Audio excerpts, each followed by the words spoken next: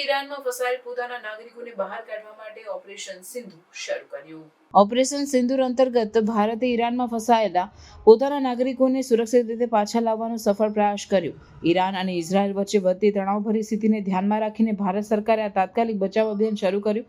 પ્રથમ તબક્કામાં ઉત્તર ઈરાનમાં ફસાયેલ 110 ભારતીય વિદ્યાર્થીઓને આર્મેનિયા મારફતે યેરેવનથી ખાસ વિમાન દ્વારા નવી દિલ્હીમાં લાવવામાં આવ્યા.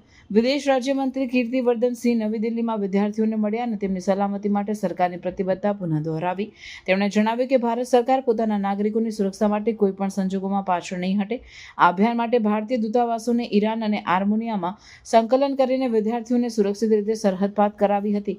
વિદ્યાર્થીઓએ જણાવ્યું કે તેઓ ઈરાનમાં તણાવભર્યા વાતાવરણમાં ડ્રોન હુમલાઓ અને વિસ્ફોટોની ભયાનક સ્થિતિનો સામનો કર્યો હતો. કેટલાક વિદ્યાર્થીઓએ કહ્યું કે તેઓએ પોતાના હોસ્ટેલમાંથી સીધા બચાવ માટેની વ્યવસ્થા મેળવી. ભારત સરકારે 24/7 કંટ્રોલ રૂમ અને હેલ્પલાઇન શરૂ કરીને તમામ નાગરિકોને મદદ પહોંચાડવાનો પ્રયાસ કર્યો. આ અભિયાનના આગામી તબક્કાઓમાં વધુ ભારતીય નાગરિકોને પાછા લાવવાની યોજના છે. સરકાર તુર્કમેનિસ્તાન અને અન્ય માર્ગો દ્વારા પણ બચાવ કામગીરી આગળ ધપાવશે. આ અભિયાન ભારતની વૈશ્વિક સ્તરે પોતાની નાગરિકોની સુરક્ષા માટેની પ્રતિબદ્ધતા અને ક્ષમતા દર્શાવે છે.